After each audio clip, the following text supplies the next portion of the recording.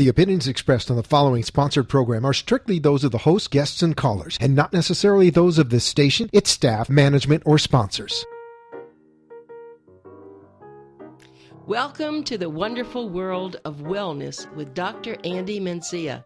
This medical program heard from 7 to 7:30 each Saturday right here on WSBR 740 AM is brought to you by the Adult and Geriatric Center under the medical direction of geriatrician Dr. Andy MENCIA. Good morning, Dr. MENCIA. I know you're hot to trot this morning. And I know, good morning. I'm glad you're here, too. Good morning, good morning. Dr. MENCIA came running in this morning to the studio. He said, I got this great hot topic. So what's the hot topic? I was the keynote speaker for FIU at the medical school in Miami.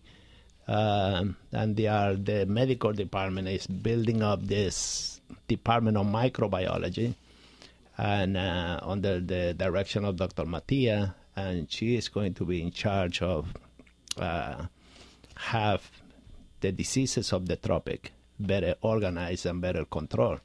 And there's a lot of diseases that are seen in the tropics that kill thousands of people and cost millions of dollars. And guess who usually end up paying the tab on that? Usually a donation from us here in the United States. Dr. MENCIA, when you came in and you said you're going to do something on the tropics, I remember years ago my mother had, whether it was she was itching, her body was itching, they did a lot of tests, and they sent her to a doctor for the tropics, the diseases of the tropics. Of the tropics, exactly. And that was, when you said that, just flashed back, and I said, and they found some things that she may have had some sort of parasite from being on a trip or something. Exactly. Is that what we're talking about That's here? What we're talking about, because, when you travel to the tropics, sometimes you step on dirty water, you might drink dirty water, you might eat food that is contaminated, and you might be bitten by a mosquito, so it's a lot of diseases that get transmitted through either insects, and there are other diseases that can be transmitted through the pig, other through the dogs. And when you look at the endosyncrasias of the tropic, dogs are not like here. They run loose, And immunization becomes a real program because of the geography and all of that. So we know about the tropics as being a beautiful place with a lot of natural resources, but it's a lot of poverty also in the tropics. Yeah, but we don't know about the tropics. Now, that's why I'm going to pull you back a minute, because the first thing I said is, isn't Florida the tropics? And then Dr. MENCIA started telling me things with my mouth open. Tell me what the tropics, where are they? The region of the tropic is the belt that go around the equator, so around the earth, around the equator, and it's wherever the sun hit directly for at least one day out of the year. That becomes the tropics. So you can have in the tropics, you can have a part of Africa, a good portion of India, part of Australia belong to the tropics. Of course, South America, a great portion of South America, Central America, the Caribbean, all of this constitute the tropics. And Florida? Florida, the southern part of Florida fall into the tropic because they get at least one day of direct sun. And you said the equator, which is interesting. So the equator comes from, Ecuador is the equator. Right, the equator is that belt that separates north from south when you are looking from the North Pole to the South Pole. And then when you look at the tropic, the importance of the tropics is that today we have about 40% of the world population living in the tropics. That's hard for me to believe. And it is estimated that, and that's why I was so happy to be the keynote speaker for FIU. It is estimated by the year 2060 that 60% of the world population will be living in the tropics. Is that because the other places are so cold? It's going to be. I mean, why are people moving to the tropics? It's not moving. It's also there's poor control of the reproduction of. I see what you're saying. And Yeah, stuff. Right. The birth with Yeah. India. When you were saying India, these kinds exactly. of Well, South India, America. yeah, India constitutes 1/6 of the world population, just right there. So. Okay, Yeah. so when people are your patients, when they come to you, and they're going to go then to any of these places, you recommend certain kinds of inoculation, I have to assume. That is correct. That is correct. There are inoculation that we need to do.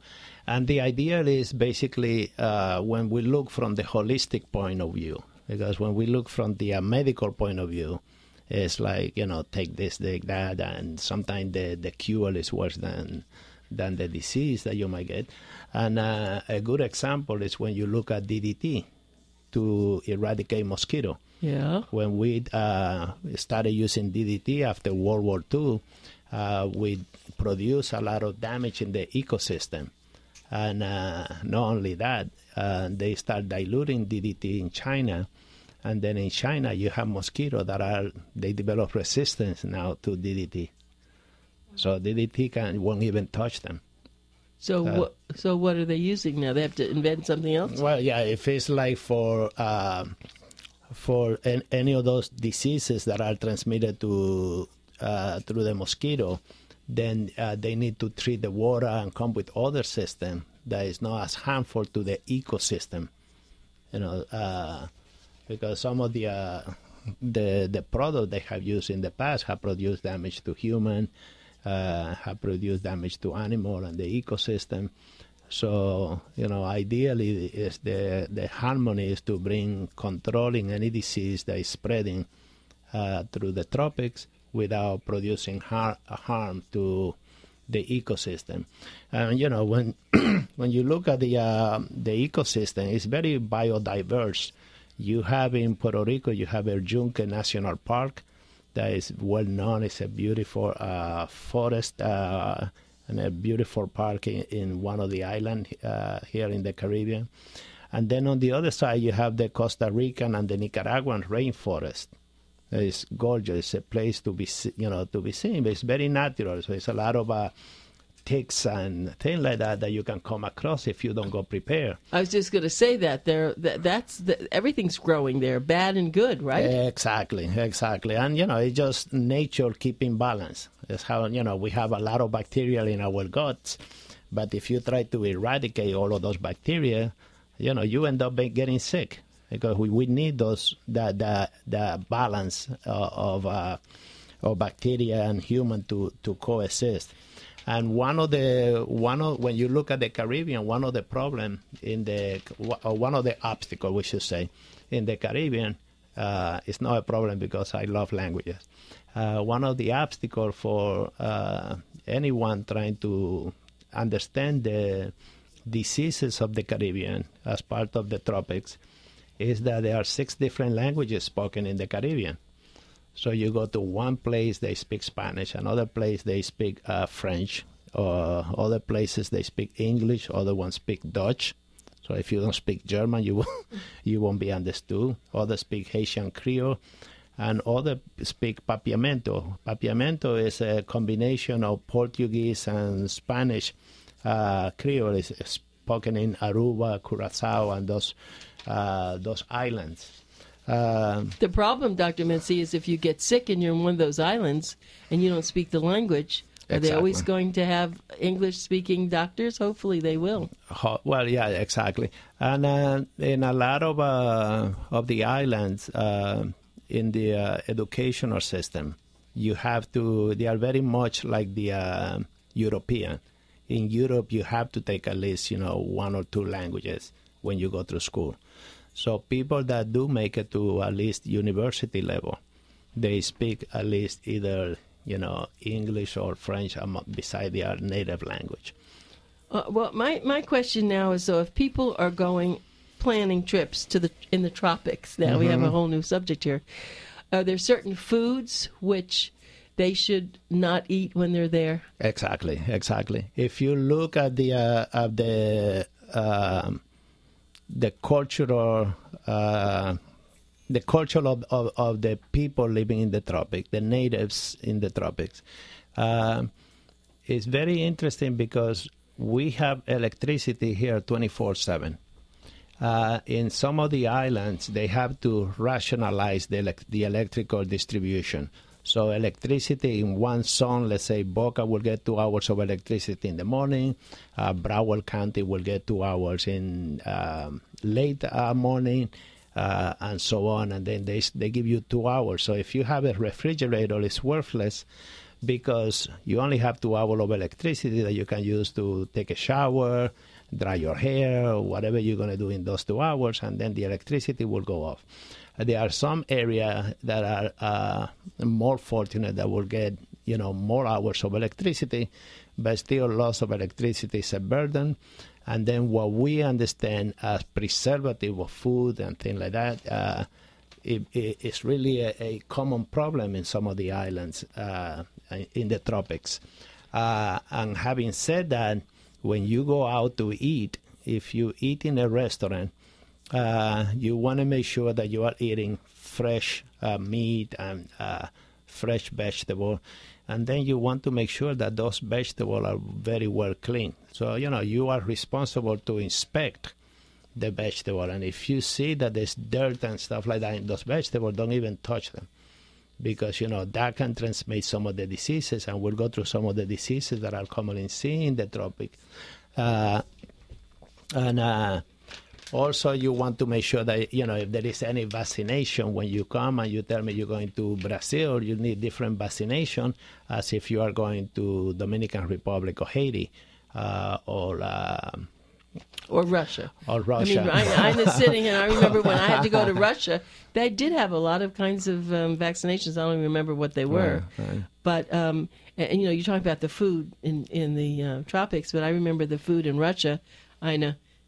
Unless I was at a very fancy hotel and I was out when we went to Siberia, it wasn't the food that I was used to, and it wasn't very great, to tell you, because it was, we were at a person's, this is just after communism left, and it was, people didn't have very much, they didn't have much food, potatoes, even things like that, but they tried, but it wasn't really great. I don't know, maybe America has a great food, but ever since I emigrated to America the first time, I couldn't eat this food. I couldn't.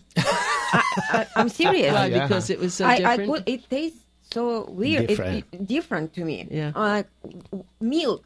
Milk tastes so different from where I A cow's a cow. No. Well, it's no, totally it's different. processed. The flavor is more so processed. different. The milk in everything, especially like milk and cheese, stuff like that. I'm like, well, and talking about what you are, I have traveled in the tropics. Now that you tell me what the tropics are, I was a little bit fooled here, but and I remember they say do not eat salad, do not eat things, because I can't go and see how they're cleaning it. So it's better to eat things that are well cooked. Exactly. Right? Yes, and, exactly. And I even started taking, and I'll tell you something, I'd like you to give me this example. I know I can ask Dr. Mencia anything, and he knows it. So he gets surprised by me sometimes. A can of Coke. If I'm not feeling well and I start to get a little bit nauseous or sick and I have some Coca-Cola, and I usually take one in my suitcase, why does it make me feel better? The Coke, well, probably the fact that you're having, through the Coke, you're having some caffeine. Through the Coke, you're also having some, enough sugar to lift you up when you drink a can of Coke. It doesn't, like when you do ginger ale or anything like that, that's soothing to the stomach. It will not help you with the stomach. On the contrary, sometimes if you have a severe inflammation in the gut and you drink a can of Coke, it can get even worse. So when you do, when you do travel, what's important to carry is bottled water. That's definitely very important that you do, And when you arrive, a lot of the islands, you go to Jamaica, Dominican Republic, even, in Cuba, if you go to the capital, there are places that you can buy, good water.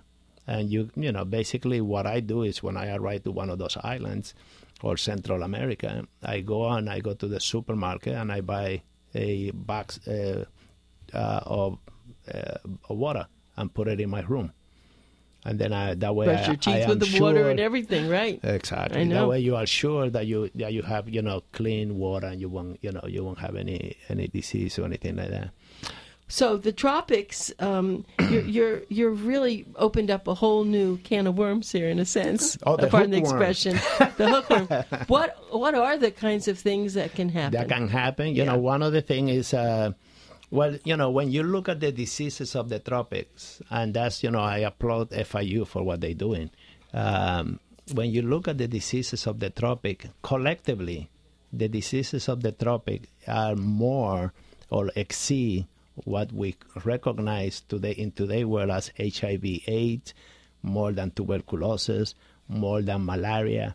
So the diseases of the tropics, they are very, very significant, and that's why the United Nations and the World Health Organization is putting special department to deal with diseases in the tropics. So when we travel, we are very naive. Let me give you an example.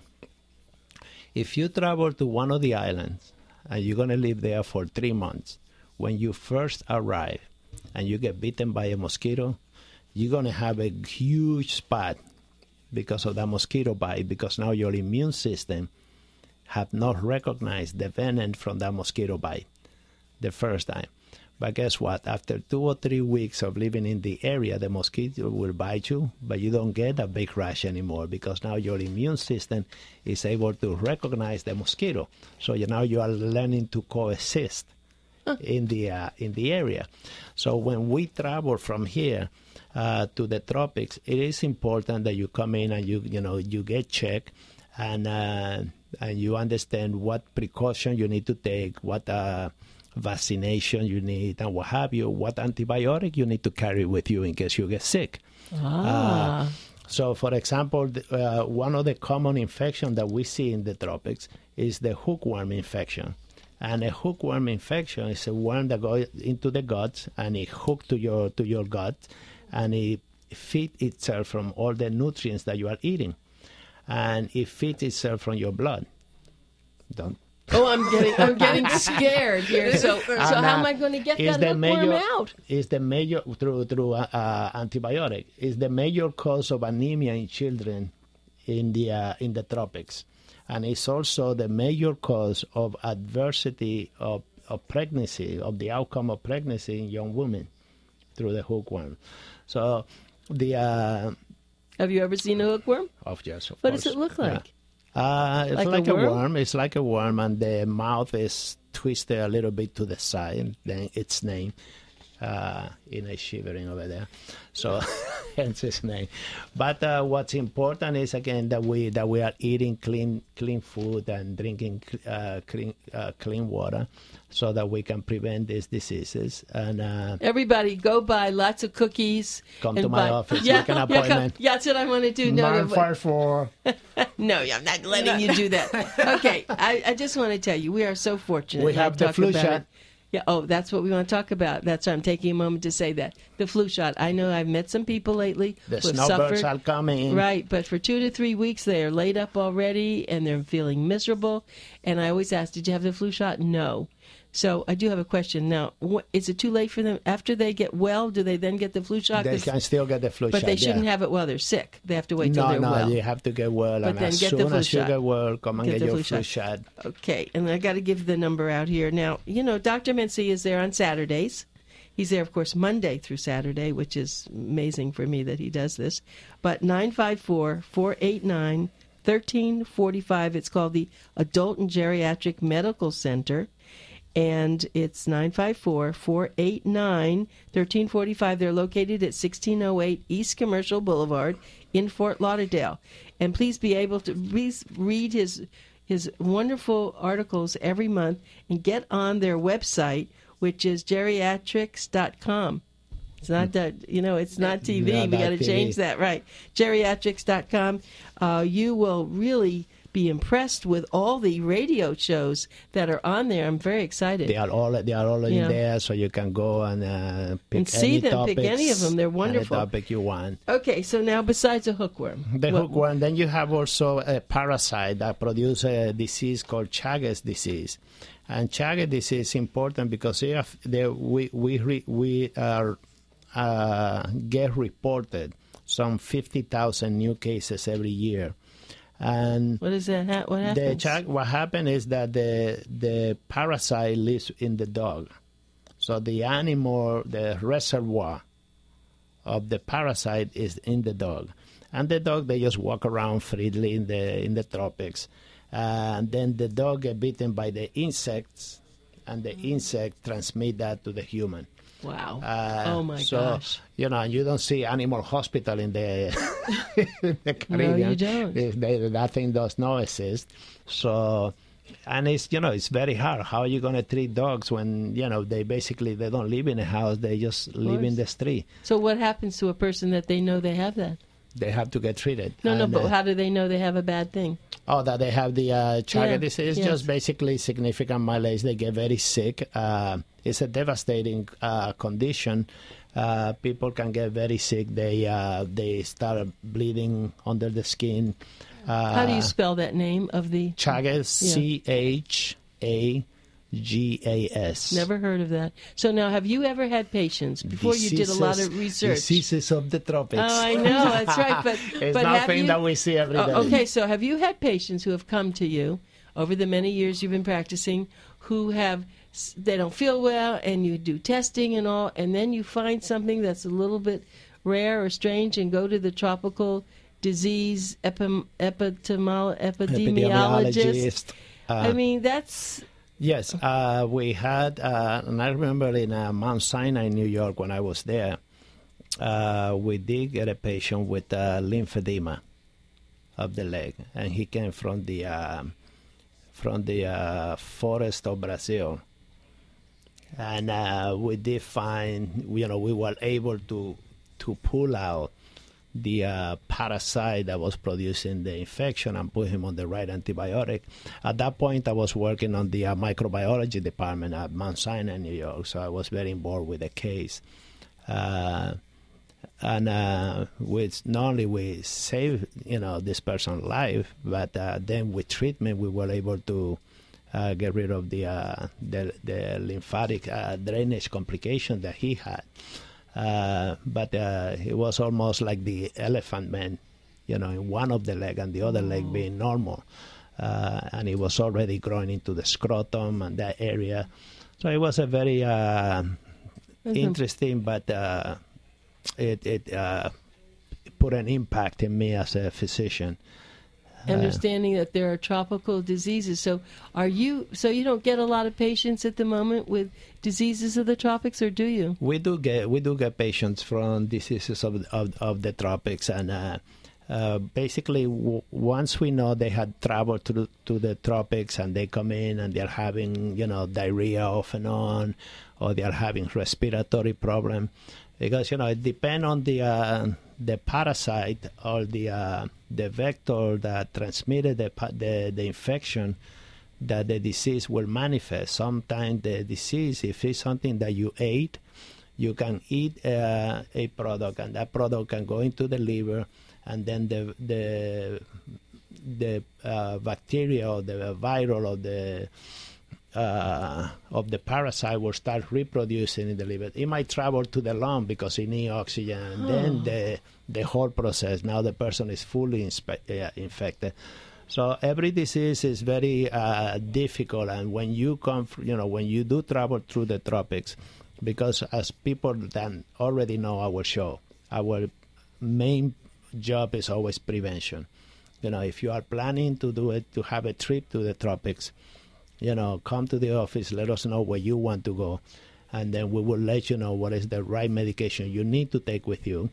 Because when you do travel to the tropics, if you're going to get antibiotic, your antibiotic might be coming from China, for all I know. It might be coming from who knows where, you know.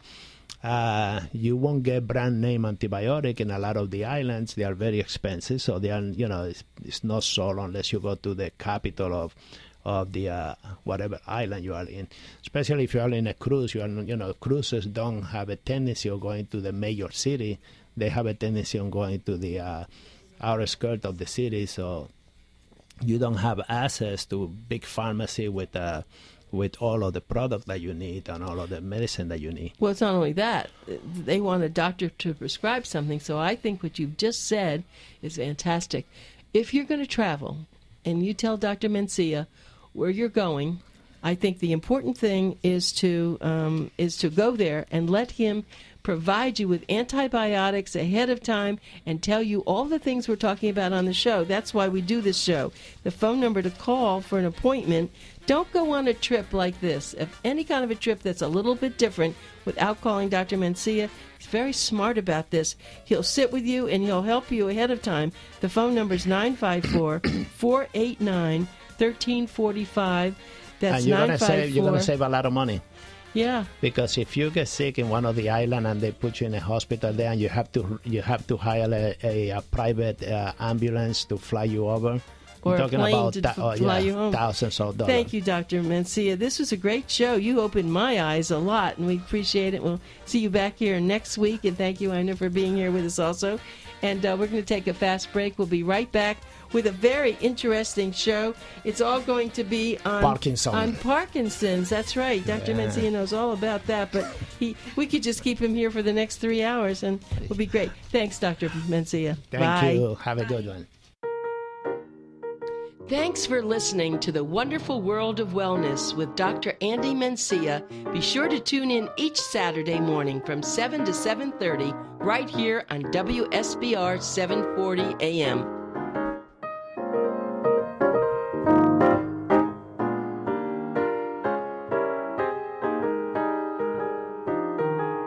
The opinions expressed on the preceding sponsored program were strictly those of its hosts, guests, and callers, and not necessarily those of the station, its staff, management, or sponsors.